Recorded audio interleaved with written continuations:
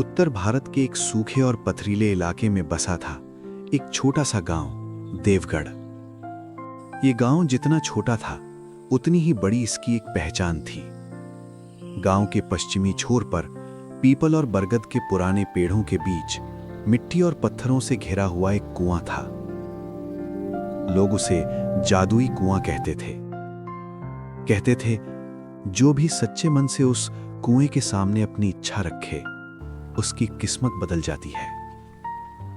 पर यह कहानी सिर्फ किस्मत की नहीं थी, यह कहानी थी हिम्मत, मेहनत और विश्वास की। देवगढ़ कभी हरा भरा गांव हुआ करता था। खेतों में फसलें लहलहाती थीं और बच्चों की हंसी हर गली में गूंजती थी। पर पिछले कई सालों से बारिश जैसे गांव को भूल गई थी। कुएं सूख चुके थे, नदियां रेत बन गई थीं और लोगों के चेहरों से मुस्कान गायब हो चुकी थी। बस एक ही जगह थी जहां लोग अब भी उम्मीद लेकर जाते थे, वही जादुई कुआं। देवगढ़ में रहने वाला एक 17 साल का लड़का था, अर्जुन। गरीब किसान का बेटा, पर आंखों में सपने अमीरों से भी बड़े। उसके पिता रामदीन एक मेहनती किसान थे, पर सूखे ने उनकी कमर तोड़ दी थी। मां धनी दिन रात घर संभालती, पर चेहरे पर चिंता की लकीरें साफ दिखती थीं। अर्जुन पढ़ना चाहता था, आगे बढ़ना चाहता था, पर हालात हर दिन उसे पीछे खींच लेते थे। गांव के बुजुर्ग बताते थे, ये कुआं साधारण नहीं है। बहुत साल पहले यहां एक महात्मा आए थे। उन्होंने कहा था, जो सही समय पर सही काम करेगा उसी को इस कुएं का जादू मिलेगा। पर वक्त के साथ लोगों ने मेहनत छोड़ दी और सिर्फ मन्नत मांगने लगे। कोई धन मांगता, कोई बेटा, तो कोई अपने दुश्मन के लिए बुरा। एक रात जब घर में खाने को सिर्फ सूखी रोटियां थीं और पिता चुपचाप आंगन में बैठे थे, अर्जुन चुपके से जादुई कुएं की ओर चल पड़ा। चांदनी रात थी, हवा में अजीब सी ठंडक थी। कुआं बिल्कुल शांत था, जैसे किसी के आने का इंतजार कर रहा हो। अर्जुन ने कांपती आवाज में कहा, अगर तू सच में जादुई है तो मेरे पिता की मेहनत सफल कर दे, हमें इस गरीबी से बाहर निकाल दे। उसने कुएं में झांका और तभी पानी में हलचल हुई। अर्जुन की सांसें रुक गईं। वहीं से शुरू हुआ बदलाव। अगली सुबह गांव में अजीब घटनाएं होने लगीं। एक आदमी जिसे रात को कुएं के पास देखा गया था, अचानक अमीर बन गया। एक लालची साहूकार का नुकसान हो गया और कुएं के आसपास पहरा बढ़ा दिया गया। अब हर कोई चाहता था कुएं का जादू सिर्फ उसी को मिले। लेकिन अर्जुन के मन में एक सवाल उठ चुका था कि अगर यह कुआं सच में जादुई है तो सबकी मदद क्यों नहीं करता। यहीं से कहानी एक नए मोड़ पर जाती है। अर्जुन के कुएं पर जाने के बाद देवगढ़ का माहौल बदल चुका था। अब कुआं सिर्फ उम्मीद नहीं, बल्कि लालच और डर का केंद्र बन चुका था।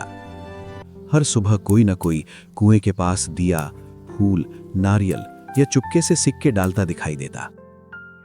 लोग फुसफुसाकर बातें करते, जिसने रात को मन्नत मांगी उसी की किस्मत बदली है।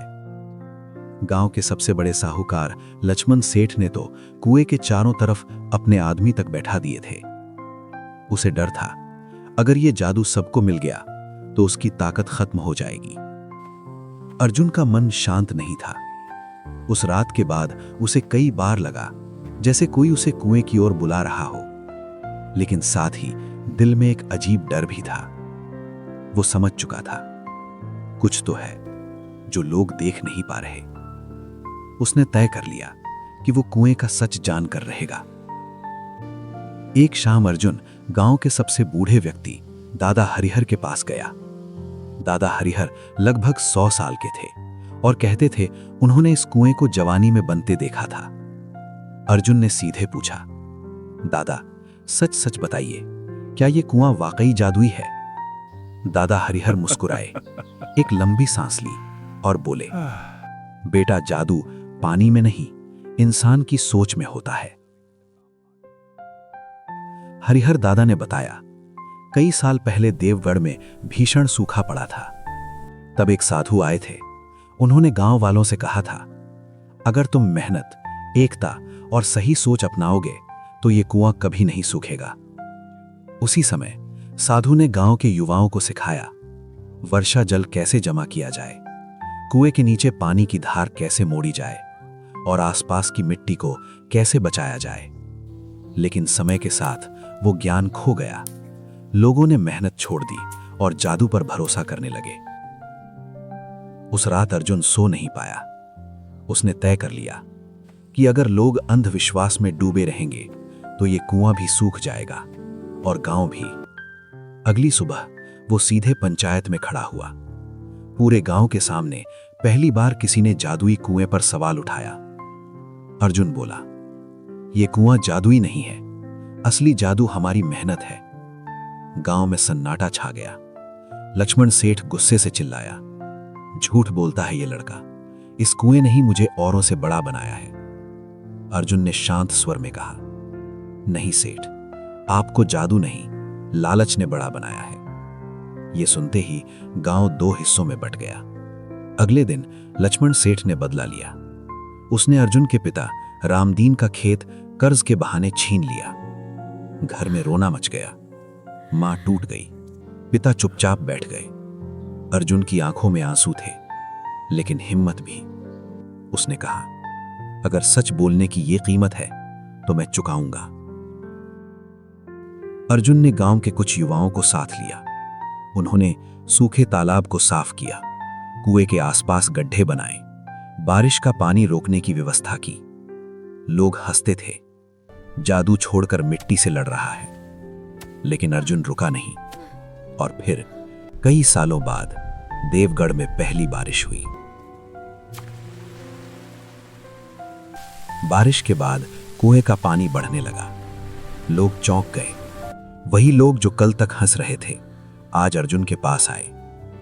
हरिहर दादा की आंखों में आंसू थे। उन्होंने कहा, आज सच में जादू हुआ है, क्योंकि आज लोगों ने खुद पर भरोसा किया। धीरे धीरे लक्ष्मण सेठ की सच्चाई सामने आई। उसने कुएं के नाम पर लोगों को डराया, लूटा और बांटा। गांव ने उसका बहिष्कार कर दिया। वो वही आदमी था जो सबसे ज्यादा जादू पर भरोसा करता था और सबसे पहले टूट गया।